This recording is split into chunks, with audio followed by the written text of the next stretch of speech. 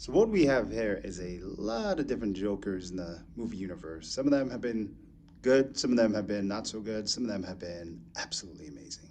Now, that being said, the question becomes, why do we love the Joker? What is so great about this guy? So we're going to talk about him and we're going to draw him at the same time because there's a couple of reasons why we love him.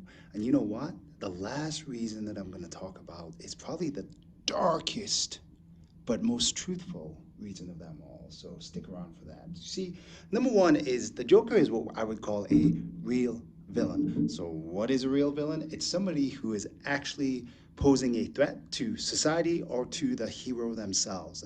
See, one of the problems we have is modern day villains are kind of a joke. They have no sense of danger. When we look at the new Star Wars movies, the main character, Kylo Ren, upon first meeting the hero, loses to the hero.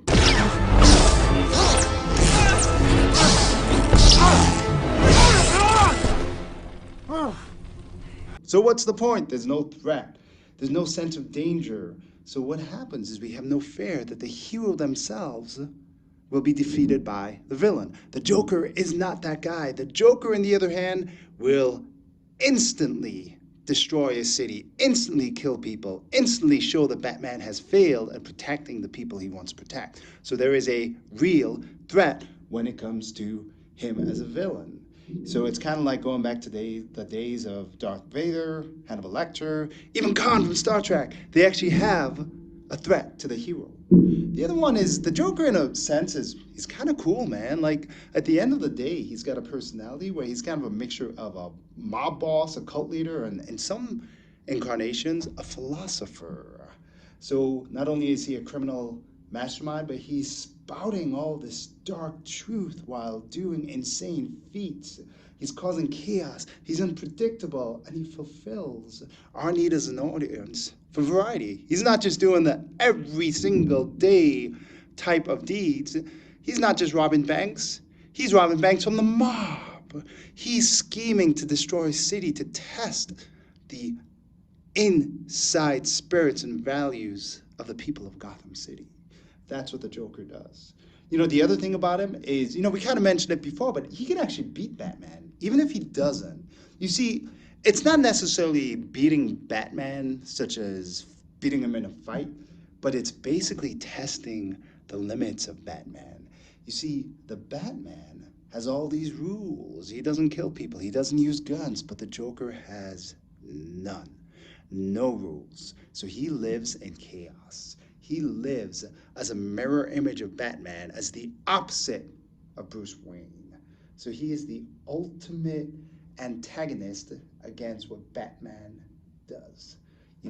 His whole thing is if Batman was to break his rule and kill the Joker would probably be happy. He doesn't need to live. Come on, I want you to do it. I want you to do it. Come on, hit me. Come on, hit me. Come on, hit me. Hit me. He just wants to destroy Batman. So that's one of the other reasons we like him. But another one is we don't really know who this guy is. Who is the Joker? Is he a war vet? Is he just a punk? Is he the Red Hood? Is he just a nobody clown who was a failed comedian who decided that one day he had too much going on, had one bad day? We don't know. It could be anyone. There's multiple histories. Nobody really knows. There's, in the 1989 movie, they said it was Jack Napier. That could be true, could not be true. That was kind of the appeal of the Three Jokers storyline, because what happened is now you had a question of who really was the Joker. Was he the classic Joker? Was he the Joker who had a family? Was he the Joker who was a failed comedian? You just didn't know. So that's what's kind of interesting. So I promise you this. What is the most insidious reason that we like the Joker? Well, it's because secretly, deep down, he fulfills our dark fantasies. We talked about that one bad day that the Joker had.